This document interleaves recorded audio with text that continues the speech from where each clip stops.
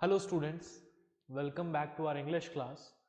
आज की क्लास में हम एक बहुत ही इम्पॉर्टेंट टॉपिक डिस्कस करने जा रहे हैं आपके सिलेबस का, जो 10 मार्क्स का टॉपिक है और वो टॉपिक है राइटिंग स्किल्स। ठीक है, अब आपके एग्जाम्स में राइटिंग स्किल्स पर बेस्ड 2 क्वेश्चंस आपको अपने पेपर में मिलेंगे और दोनों क्वेश्चन की जो मार्क्स एलोकेशन है वो सेम है। ठीक है, both the question will be of 5 marks each. दोनों क्वेश्चन 5-5 नंबर के होंगे।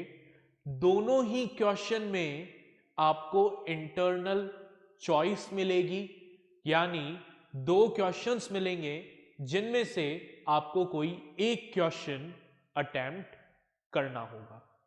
अब कौन कौन से 2 टॉपिक्स हैं राइटिंग सेक्शन में जिनके ऊपर आपसे क्वेश्चंस पूछे जाएंगे, तो वो देखिएगा ध्यान से। सबसे पहला जो हमारा टॉपिक है वो टॉपिक है फॉर्मल लेटर्स, और मुझे उम्मीद है कि आप सब लोग फॉर्मल लेटर इस टॉपिक से फेमिलियर जरूर होंगे, क्योंकि लास्ट क्लास में आप ये टॉपिक पढ़कर आए हैं। ठीक है, अब जो सेकंड टॉपिक है जो थोड़ा सा आप लोगों के लिए अनफेमिलियर है, डिफरेंट है, वो है एनालिटिक पैराग्राफ। ठीक है, एनालिटिक पैराग्राफ क्या होते हैं, ठीक है, कैसे अटेम्प्ट किए जाते हैं, उसके बारे में हम बाद में डिस्कशन करेंगे। फिलहाल हम आज जिस टॉपिक पर डिस्कशन कर रहे हैं अभी, वो टॉपिक है फॉर्मल लेटर्स। तो देखिए, हमारे जो फॉर्मल लेटर्स हैं, इन फॉर्मल लेटर्स को भी हम फर्दर 2 कैटेगरीज में डिवाइड कर सकते हैं। ठीक है, फॉर्मल लेटर्स को भी 2 अलग अलग कैटेगरीज में हम डिवाइड कर सकते हैं। पहला कैटेगरी है हमारा बिजनेस लेटर्स और दूसरा है ऑफिशियल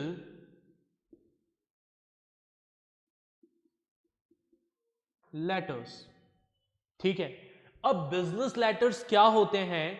बिजनेस लेटर्स ऐसे लेटर्स होते हैं जो एक बिजनेसमैन किसी दूसरे बिजनेसमैन को लिखता है, या फिर एक कस्टमर किसी बिजनेसमैन को लिखता है। ठीक है, तो देखिए बिजनेस लेटर्स में हमारी कौन कौन सी डिफरेंट डिफरेंट कैटेगरीज आती हैं, कौन कौन से टॉपिक्स पर आपसे क्वेश्चन पूछा जा सकता है। देखिएगा ध्यान से। सबसे पहला आता है बिजनेस लेटर में हमारा कैटेगरी, वो है लेटर्स ऑफ प्लेसिंग ऑर्डर। ठीक है, मतलब आप क्या कर रहे हो, किसी प्रोडक्ट को परचेज करने के लिए ऑर्डर प्लेस कर रहे हो। ठीक है, सेकंड आता है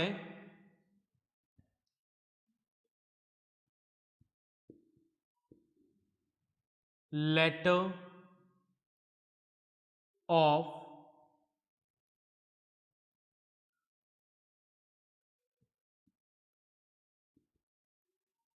इंक्वायरी।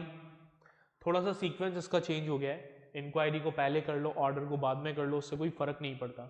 लेटर ऑफ इंक्वायरी में क्या होता है, हम किसी बिजनेसमैन से इंक्वायरी करते हैं। ठीक है, जैसे सपोज आपने किसी बिजनेसमैन को लेटर लिखा, आपने उससे पूछा कि भाई आप कौन कौन से प्रोडक्ट्स बेचते हो, उन प्रोडक्ट्स की प्राइस क्या है, रेंज क्या है, वो सब आप हमें बता दें। तो इस तरह के जो लेटर्स हैं, इन लेटर्स को लेटर ऑफ इंक्वायरी कहा जाता है। क्या कहा जाता है? लेटर ऑफ इंक्वायरी कहा जाता है। आ गई बात समझ में? चलिए तीसरी कैटेगरी देखिए। तीसरी कैटेगरी आती है हमारी लेटर ऑफ कंप्लेन, यानी कंप्लेंट लेटर।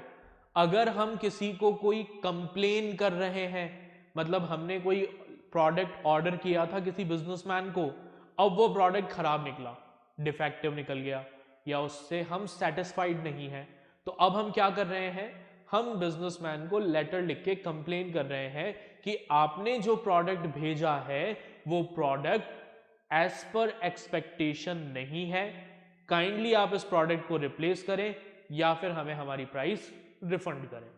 इस तरह के जो लेटर हैं ये क्या कहलाते हैं, लेटर ऑफ कंप्लेंट कहलाते हैं। तो ये 3 तरह के लेटर हमारे बिजनेस लेटर की कैटेगरी में आते हैं। कौन कौन से, letter of inquiry, letter of placing order and letter of complaint. ठीक है, अगला है फिर हमारा ऑफिशियल लेटर्स।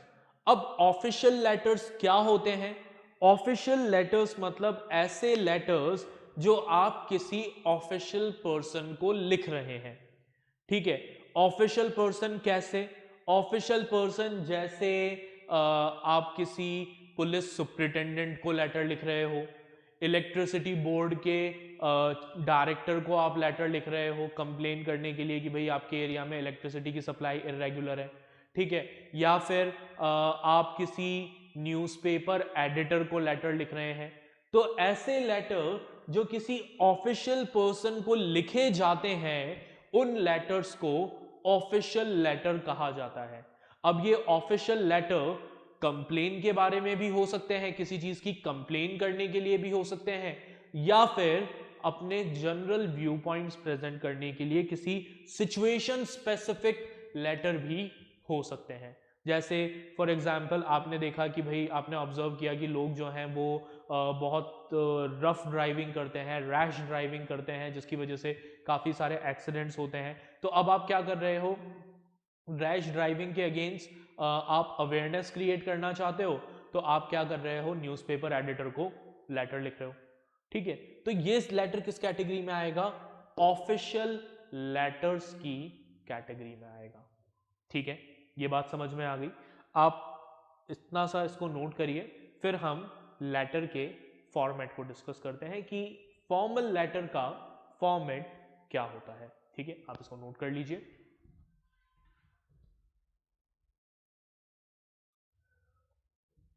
ओके, तो अब हम फॉर्मल लेटर का फॉर्मेट देखने जा रहे हैं। तो सबसे पहले मैं यहां पर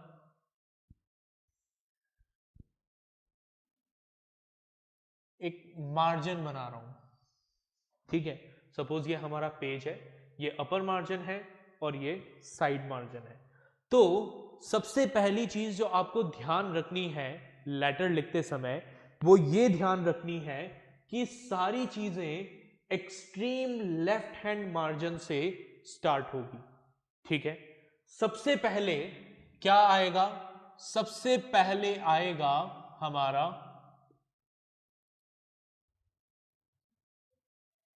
सेंडर्स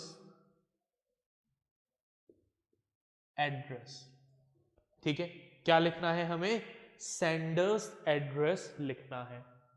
उसके बाद आप एक लाइन छोड़ेंगे और क्या लिखेंगे, डेट लिखेंगे।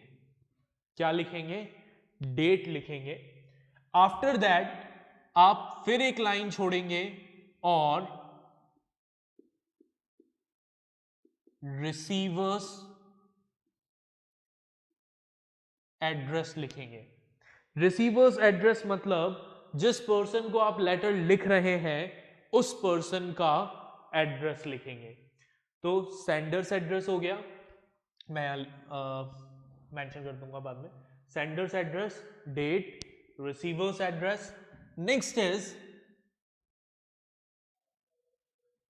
अगला हमारा जो टॉपिक हम यहां मेंशन करेंगे वो है, एक लाइन छोड़कर आप लिखेंगे सब्जेक्ट। ठीक है, कि आप जो लेटर लिख रहे हो वो लेटर किस बारे में लिख रहे हैं। तो आप पहले सब्जेक्ट लिखेंगे और उसके बाद अपना सब्जेक्ट मेंशन करेंगे कि ये लेटर किस बारे में है। सब्जेक्ट के बाद नेक्स्ट टॉपिक, नेक्स्ट जो हम हेड चीज मेंशन करेंगे यहां पर वो है सैल्यूटेशन।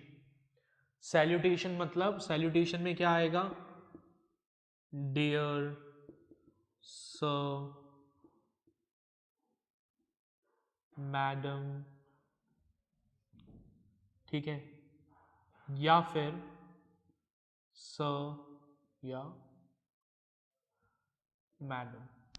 अब आपको क्या ध्यान रखना है, आपको ध्यान रखना है कि अगर आप किसी मैनेजर वगैरह को बिजनेस लेटर वगैरह लिख रहे हो तो आप डियर सर या मैडम यूज करेंगे, और अगर कोई ऑफिशियल लेटर लिख रहे हो, किसी अधिकारी को, किसी ऑफिशियल को लेटर लिख रहे हो, तो फिर वहां पर डियर यूज नहीं करेंगे, हम डायरेक्ट सर या मैम लिखेंगे, ठीक है, मैडम लिखेंगे। After that left hand side से आप अपना जो लेटर है उस लेटर का कंटेंट लिखना स्टार्ट करेंगे, जिसे हम कहते हैं बॉडी ऑफ द लेटर, ठीक है। जो भी डिटेल्स आपको अपने लेटर में लिखनी है वो सब आप लिखेंगे, ठीक है। Sender's address, date, receiver's address, subject, salutation, body of the letter. Body of the letter के बाद हमारा आएगा topic the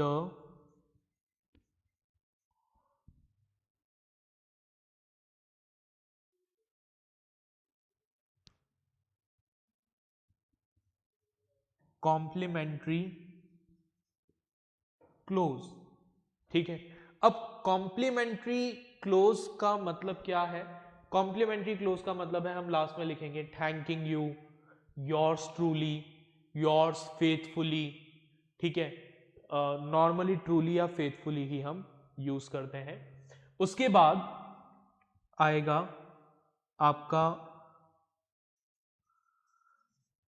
signature, sign, then your name, signature, फिर उसके बाद आपका नाम, और लास्ट में ब्रैकेट में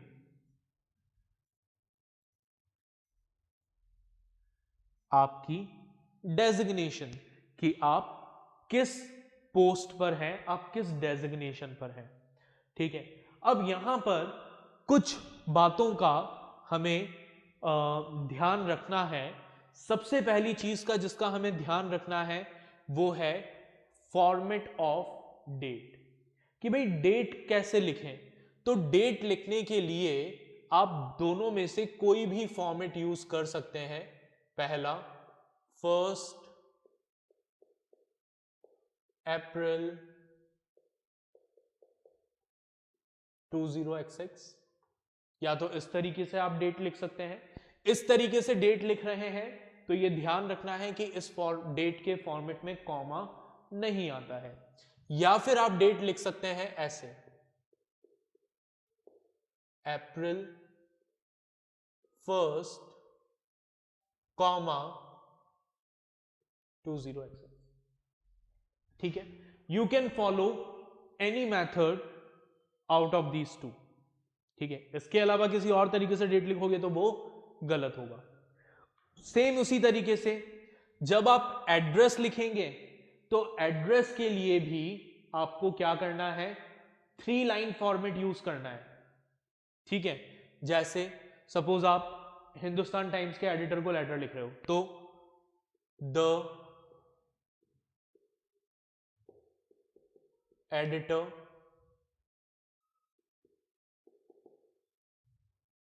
हिंदुस्तान टाइम्स न्यू दिल्ली, ठीक है।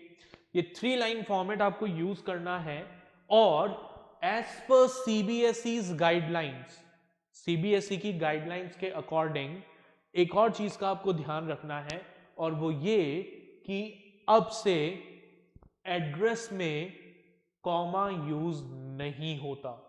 पहले हम क्या करते थे, पहले हम ऐसे लिखते थे to the editor comma Hindustan Times comma New Delhi. तो अब ये कॉमा आपको यूज नहीं करना है। ठीक है, बात समझ में आ गई? कॉमा यूज नहीं करना है कहीं पर भी, ना एड्रेस सेंडर्स एड्रेस में, ना रिसीवर्स एड्रेस में, ना ही सैल्यूटेशन के बाद।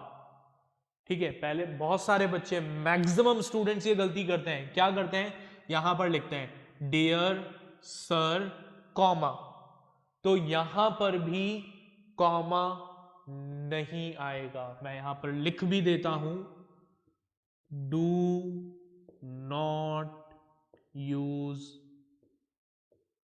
कॉमा। ठीक है, हमें कॉमा यूज नहीं करना है। ठीक है, फिर बॉडी में आप कॉमा यूज कर सकते हैं, उसमें कोई दिक्कत नहीं है। कॉम्प्लीमेंट्री क्लोज के बाद भी बच्चे क्या करते हैं, कॉमा लगाते हैं। Thanking you comma yours truly comma, और फिर लिखते हैं। तो यहां पर भी डू नॉट यूज कॉमा। ठीक है, कॉमा को यूज नहीं करना है। उसी तरीके से जब हम लिखते हैं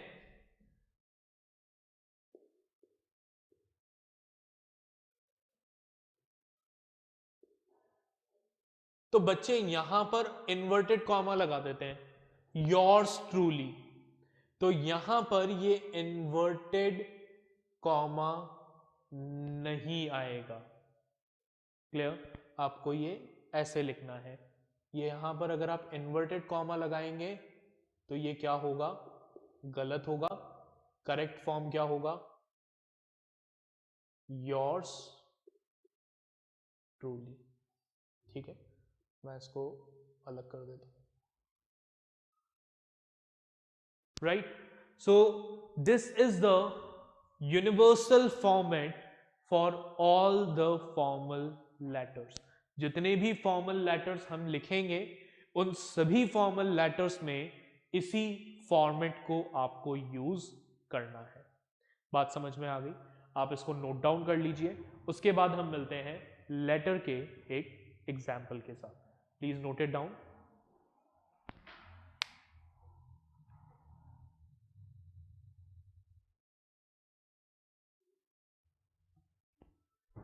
ओके स्टूडेंट्स, तो अब यहाँ पर हमारे सामने लेटर राइटिंग के दो क्वेश्चंस लिखे हुए हैं, तो हम जल्दी से इन क्वेश्चंस को डिस्कस करते हैं। देखिए, पहला क्वेश्चन है, you are Ram Mehra of 32 Beadonpura Karol Bagh New Delhi. आपका नाम गिवन है और क्या गिवन है, एड्रेस गिवन है, मतलब sender's name and sender's address is given in the question. Last week you brought a mobile phone from the mobile junction 20L Nehru Palace New Delhi. क्या दिया हुआ है आगे? आगे यहां लिखा हुआ है कि लास्ट वीक आपने the mobile junction Nehru palace new Delhi से एक मोबाइल परचेज किया था। ठीक है, the mobile phone developed a problem with in a few days of its purchase, और कुछ ही दिनों में वो मोबाइल क्या करने लगा, प्रॉब्लम्स क्रिएट करने लगा।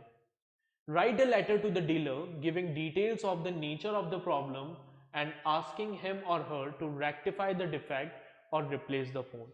आगे कहा गया कि आपको उस मोबाइल के डीलर को लेटर लिखना है और उन्हें बताना है कि जो फोन आपने परचेज किया था उसमें डिफेक्ट है और वो उन डिफेक्ट्स को दूर करें।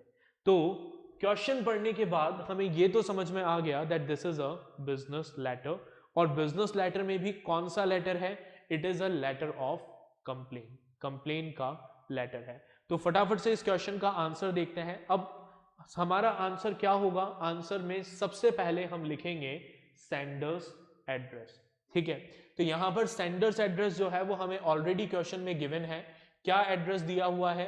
एड्रेस हमें दिया हुआ है 32 बीदानपुरा, नेक्स्ट लाइन में आप लिखेंगे करोल बाग, और उसके अगली लाइन में आप लिखेंगे दिल्ली। सेंडर्स एड्रेस हो गया। ठीक है, चलिए मैं लिख देता हूं आपके लिए।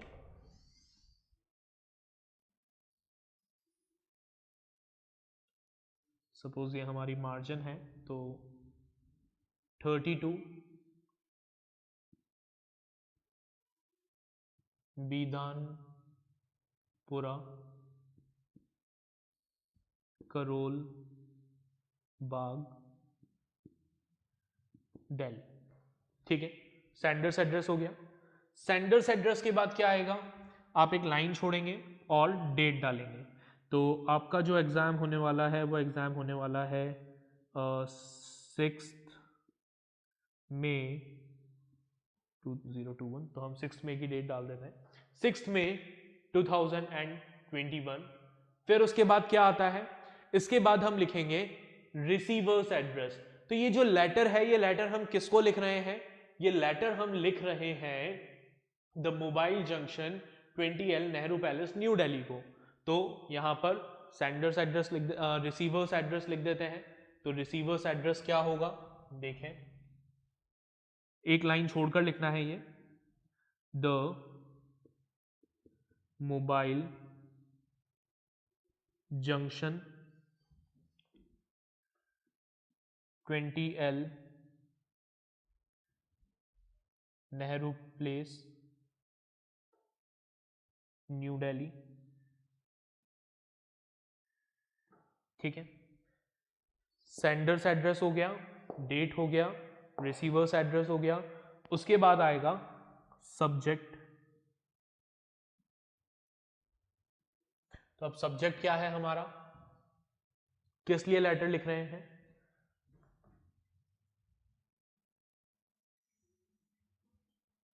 कंप्लेन। हम क्या कर रहे हैं? कंप्लेन कर रहे हैं, या कंप्लेन भी छोड़ो, हम यहां पर सिर्फ सब्जेक्ट में इसको एकदम ब्रीफ रखते हैं, बहुत ही ज्यादा प्रिसाइज। तो हम लिख देते हैं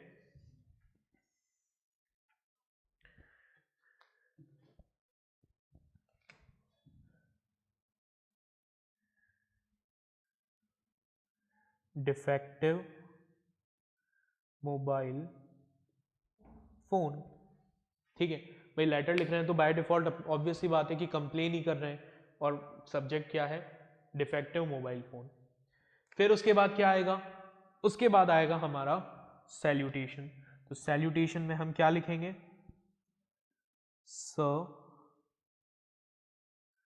या मैडम। ठीक है, और इसके बाद हम क्या करेंगे? हमारा जो भी प्रॉब्लम है वो प्रॉब्लम स्पेसिफाई करना स्टार्ट करेंगे। अब ये बात आपको ध्यान रखनी है कि जो लेटर ऑफ कंप्लेंट होते हैं, उन लेटर ऑफ कंप्लेंट्स में कुछ एक चीजें मेंशन करना जरूरी होता है। क्या क्या मेंशन करना जरूरी होता है? लेटर ऑफ कंप्लेंट में आपको अपना नेचर ऑफ डिफेक्ट बताना पड़ेगा कि भाई जो भी प्रोडक्ट आपने परचेज किया उसमें क्या डिफेक्ट है, क्या क्या प्रॉब्लम्स आ रही हैं, और उसके बाद आप जो सेलर है या जो डीलर है उससे रिक्वेस्ट करेंगे कि वो उन कंप्लेंट्स को दूर करें। तो अब पूरा का पूरा जो लेटर है वो तो मैं यहाँ पर नहीं लिख पाऊंगा, तो मैं जल्दी से आपको पढ़कर सुना रहा हूँ, आप ध्यान से सुनिएगा कि वो लेटर कैसे लिखते हैं। तो देखिए, I am a resident of Bidanpura, Karol Bagh, New Delhi. I purchased a Samsung 2G mobile phone from the mobile junction on 19th March 20XX, या सॉरी हमारी डेट है 6 में, तो उसके अकॉर्डिंग इसको करेक्ट कर लेते हैं हम। तो I had purchase the mobile phone on 28th April 2021। ठीक है, by cash memo number XYZ। आप बिल नंबर बता देंगे वहां पर। I am sorry to say that the mobile phone developed a problem within a few days of its purchase। फिर आप बता देंगे कि उस फोन को परचेज करने के कुछ ही दिनों के अंदर उसमें प्रॉब्लम्स आने लगे। The sound system is quite irritating and jarring. उसकी जो साउंड है वो प्रॉपर नहीं है। The camera doesn't give a clear and deep impression. Camera का पिक्चर क्वालिटी अच्छा नहीं है। I feel cheated to have such a defective mobile phone after spending more than 15,000 rupees. हमने बता दिया कि भाई हमें चीटेड फील हो रहा है। तो अभी तक देखिए हमने क्या बताया, हमने जो प्रोडक्ट परचेज किया था उस प्रोडक्ट का डिस्क्रिप्शन बता दिया कि कौन सा प्रोडक्ट है, ठीक है। हमने बिल नंबर बता दिया, ठीक है। मैं यहां पर लिख देता हूं क्या क्या हमने बताया बॉडी में।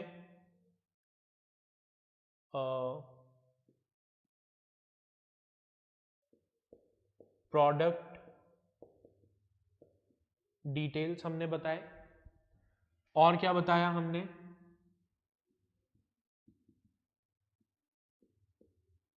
बिल नंबर बताया,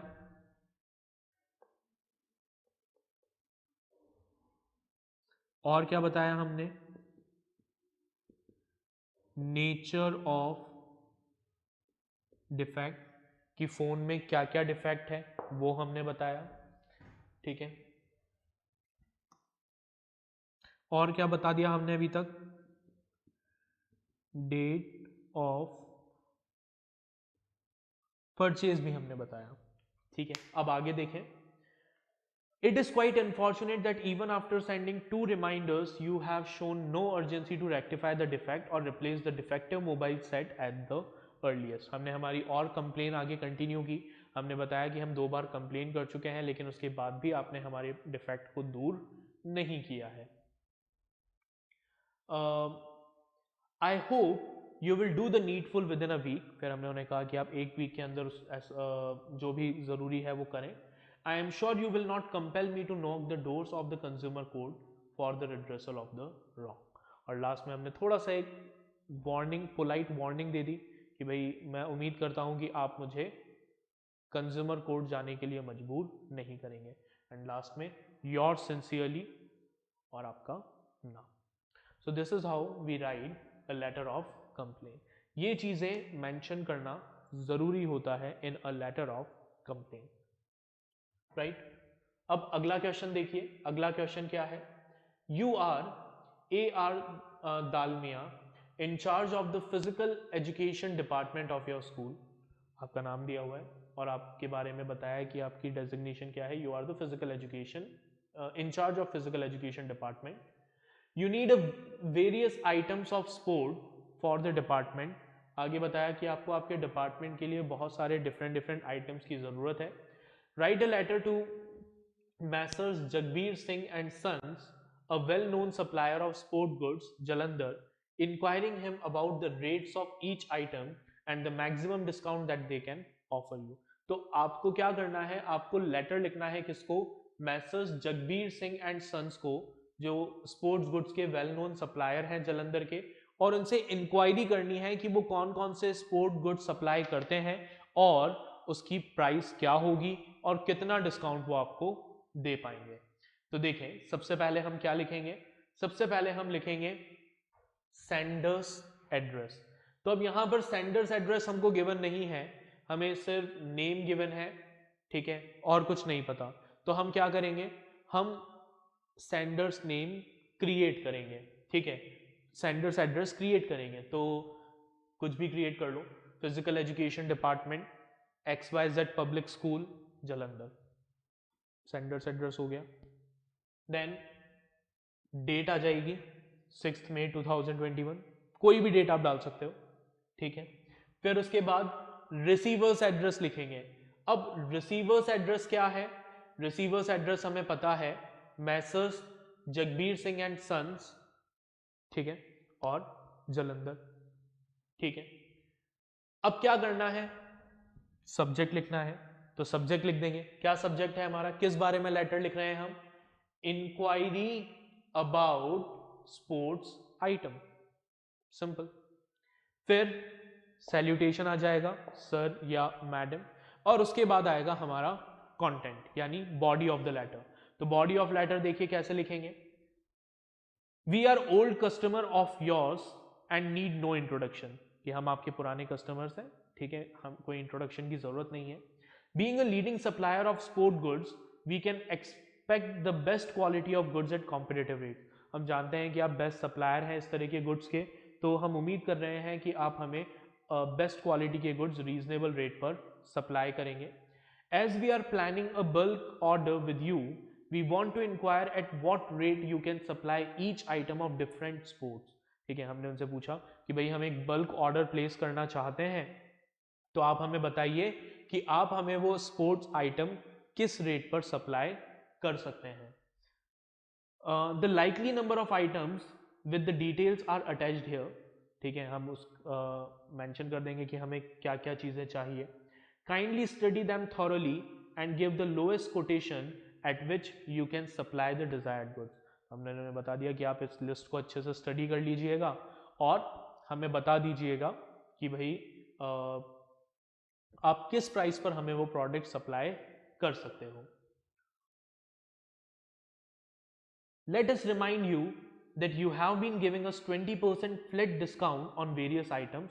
फिर हमने उन्हें आगे बोला कि भाई देखिए हम आपको याद दिला दें कि पहले अभी तक आप हमें 20% फ्लैट डिस्काउंट देते हुए आए हैं.